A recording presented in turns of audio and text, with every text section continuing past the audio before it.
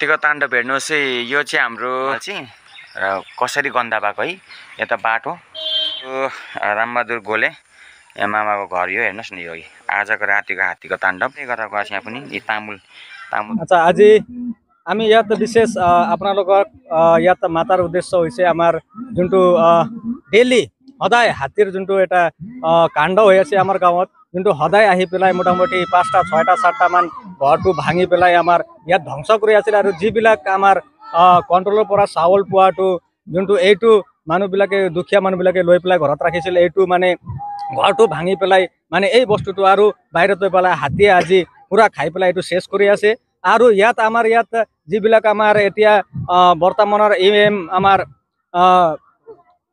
Ranjit বৈষ্ণতাৰী sir সিহঁতে আজিলৈকে ইয়াত আমাৰ এই অসুবিধাৰ কাৰণে আজিলৈকে ইয়াত উপস্থিত হ'ব পৰা নাই। আমি সিহঁতক জনাও হৈছিল, মানে এপ্লিকেশ্যন থ্ৰু দি দিয়াও হৈছিল, আমাক ডিপু ছাৰকো আমি আবেদন কৰিছিলোঁ, কিন্তু আজিলৈকে ইয়াত মানে আমাৰ কোনো ষ্টেপ লোৱা নাই এই বিষয়ে। মানে ফৰেষ্ট ডিপাৰ্টমেণ্টৰ পৰা হওক বা EMৰ পৰা হওক যিকোনো থ্ৰু দি আমাক আজি ইয়াত একো ফেচিলিটিও নাই, প্লাছ আমাৰ ইয়াত একো সিকিউৰিটি। আমি এতিয়া ইয়াত থাকাত একদম ভয় নিচিনা লাগি আছে। মানুহ একদম ডাইৰেক্ট খেদি পেলাই আহি যায়, যেতিয়া আমি ওলাই যাওঁ এই সময়ত ডাইৰেক্ট খেদি পেলাই আহি যায়। সেইকাৰণে বহুত এতিয়া অসুবিধা হৈ আছে আমাৰ ইয়াত থাকিবলৈ।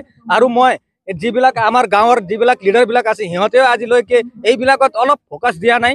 এইটো কাৰণে মোক বহুত দুখৰ কথা। খালি ইলেকশ্যনৰ সময়ত যিবিলাক ভোটৰ কাৰণে খালি দাবী কৰিবলৈ মাত্ৰ ঘৰে ঘৰে গৈ পেলাই এটা কিবা আমাক ভোট দিয়ক, আমাক জয় দিয়ক, আমি আপোনালোকক চাম বুলি গৈ থাকে। কিন্তু আজিলৈকে আমাৰ যোনটো এতিয়া নতুন চৰকাৰ আহিছে এই চৰকাৰে আজিলৈকে আমাৰ এই বিষয়ে এটাও ষ্টেপ লোৱা নাই। এইটো বহুত দুখৰ কথা। আজি আমাৰ ইয়াত ইমান অসুবিধা হৈ আছে, আমি ঘৰত ৰাতি শুব পৰা নাই। আজিলৈকে 1 সপ্তাহ হৈ গ'ল আমি শুব পৰা নাই। একদম এইটো বহুত দিগদাৰৰ কথা। এই বিষয়ে আমি বেমাৰো হৈ আছো, এইটো অলপ চাই দিব লাগে। আজি মই এইটো থ্ৰু দি মই যাতে অপিল কৰোঁ কি আমাৰ CM তাত যাতে এই মেছেজটো যাতে গৈ পাব, এইটো মই আশা ৰাখিছোঁ। আৰু নিশ্চয় এইটো বিষয় মানে এই হাতীৰ বিষয়টো আমাক যি প্ৰটেকশ্যন কৰিব লাগে ফৰেষ্ট ডিপাৰ্টমেণ্টৰ পৰা এইটো যাতে ইয়াত হয় এইটো মই আশা কৰিছোঁ। আমি গাঁৱলীয়া হৈ পেলাই এইটো আমি জনাইছোঁ। আজি আমি সকলো ধৰণৰ চেষ্টাটো কৰি আছোঁ। আমি DFO পৰা ৰেঞ্জাৰ পৰা হওক আপোনাৰ EMৰ পৰা হওক সব ফালে দিয়ে আমি এটা প্ৰচেছ চালু কৰি আছোঁ, কিন্তু আজিলৈকে এটা ষ্টেপ হোৱা নাই। এইটো বহুত দুখ লগা কথা আছে। আৰু সিহঁতে যদি একদিন আহি পেলাই কমচে কম সান্তনা দিলেতো অলপ ভাল আছিল, আজি প্ৰটেক্ট দিলেতো অলপ ভাল আছিল। আজি ফৰেষ্ট NGO ৰখা হৈছে, কিহৰ কাৰণে ৰখা হৈছে ইয়াত ফৰেষ্ট NGO? সিহঁতক কি কামত ৰখা হৈছে? আমাৰ যদি ইয়াত আমি যদি ফৰেষ্ট ভিলেজৰ আমি ইয়াত যদি ভালদৰে থাকিব নোৱাৰোঁ তেতিয়াহ'লে আমাৰ কি হৈছে ইয়াত?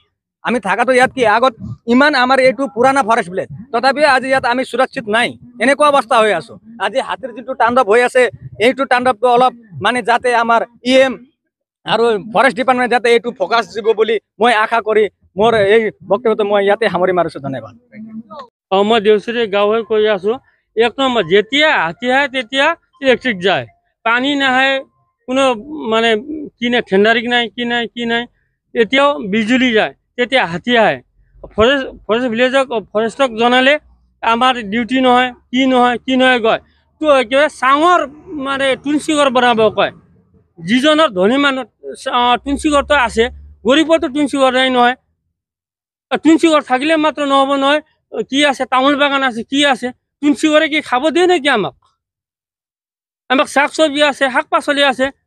এই গৰীব মানুহৰ ঘৰত কি কৰিম? আমাৰ লামি চানি কি এজন বুঢ়াক ইদিনা 2 দিন 3 দিন হ'ল এইটো মাৰি পেলাইছে, কোনো কি নাই। কোনে আজি ফৰেষ্টক 1000 বাৰ জনোৱা হৈছে, কোনে কিয়ে নলয়। কি কৰিম এইটো? তামোলৰ গছ ভঙাই দিয়ে, কি দিয়ে? ঘৰত ইলেক্ট্ৰিক নাথাকে, কি নাথাকে।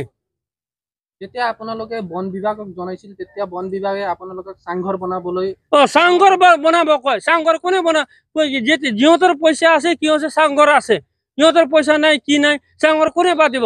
আমাক আজি এটা কাঠ কাটিব গ'লে ফৰেষ্টে ধৰে।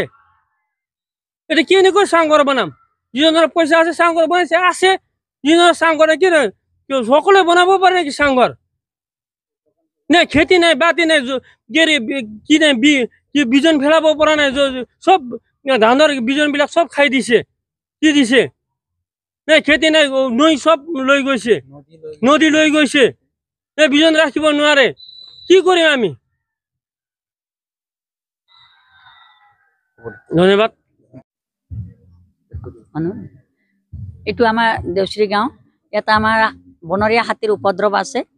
ইয়াত বহুতবাৰ হ'ল, ইয়াত ডেইলি মানে 4টাকৈ ঘৰ ভঙাই আছে, 4টা 5টাকৈ ঘৰ ভাঙাই, ভাল ভাল পাকা ঘৰ ভাঙাই। আৰু ইয়াত আমাৰ বজাৰত আহি, বজাৰতো তেনেকৈ আছে। মানে বিশেষকৈ এটা হাতী আছে আমি দেখাত, একদম সারা গাঁও ঘূৰি ফুৰে ৰাতি। এতিয়া 8টাও নহয়, 7টাৰ পৰা আৰম্ভ হ'বই তেওঁলোকৰ আহা। এতিয়া ৰাতিত আহিব আৰু ৰাতিপুৱা 5টালৈ আৰামত গৈ থাকে ইয়াত। এনেকৈ হৈছে ডেইলি। আজি এদিন নহয়, দুদিন নহয়, আজি আমাৰ ধৰক 1 মাহ প্ৰায় হ'লেই আৰু এনেকৈ হৈ আছে। ডেইলি আহে, ডেইলি ঘৰ ভাঙাই যায়। মানুহবিলাকে গৈ মানে ওচৰত গ'লেও খেদি লৈ যায়, ভয় নকৰে। তেনেকুৱা অৱস্থা হৈ আছে ইয়াত। আমি প্ৰশাসনিক কিবাৰ পৰা আমি জনাব খোজো যে আমাৰ এই হাতীৰ ব্যৱস্থাটো কি কৰা যায়। ফৰেষ্ট ডিপাৰ্টমেণ্ট হওক, আমাৰ কোন কোন ডিপাৰ্টমেণ্টে অলপ সহায় কৰক। ৰাজ্যৰ আমি এইটো ফৰেষ্ট ভিলেজ, পুৰাণা গাঁও এইটো, আৰু ফৰেষ্ট ভিলেজৰ হৈ আমি বহুত সহ্য কৰি আছোঁ। আমাৰ ইয়াত ওচৰত আমি এটা ফৰেষ্ট এটা বাগানটো নাইয়ে, অলপ হ'লেও আমি ৰাখি থৈছিলোঁ। এইটোৱে তেওঁলোকৰ এতিয়া থকা ঠাই হৈ গ'ল। আহিব ৰাতিপুৱা 5টা বজাত আকৌ তাতে গুচি যায়, আৰু তাৰ পৰা ওলাবও নোৱাৰোঁ। এতিয়া আমি এইটোৱে বিচাৰোঁ যে আমি পাব্লিক ইয়াত বহুত ভাঙিল, গৰীব গৰীব মানুহ আছে, তেওঁলোকে এতিয়া চাউলৰ পৰা আৰম্ভ কৰি চব বস্তু খাই দিয়ে। এতিয়া আমি কেনেকৈ পৰিত্ৰাণ পাম, এইটোৰ বিষয়ে এইটোৰ কাৰণে আমি অলপ চিন্তিত হৈ আছোঁ, আৰু এইকাৰণে প্ৰশাসনক অলপ জনাব খোজোঁ। ইয়াৰ আগতে যিটো ঘৰ ভাঙিছে, বনৰীয়া হাতীয়ে বহুত উপদ্ৰৱ কৰিছে, তাৰ সন্দৰ্ভত আপোনালোকে বন বিষয়াক বা প্ৰশাসনক অৱগত কৰালে? এইটো আমি আগতে এনেই ভাৰবেলি এনেই আমি ইয়াত যেতিয়া সেইদিনা বন মহোৎসৱ আছিল, এইটো মহোৎসৱত ছাৰ ডেফু আহিছিল, কিবা আহিছিল, সকলো ছাৰহঁতক ডেফু আহিছিল, আমাৰ ACF আহিছিল আৰু ৰেঞ্জাৰ আছিল। সকলোকে আমি সকলোকে জনাইছোঁ। তেওঁলোকে এবাৰ কিবা এটা কৰিম বুলি কৈছে, আৰু কিন্তু এতিয়ালৈকে ইমান কিবা হোৱা নাই। যেনেকৈ যুদ্ধকালীন অৱস্থাৰ নিচিনা আছে ইয়াত আমাৰ।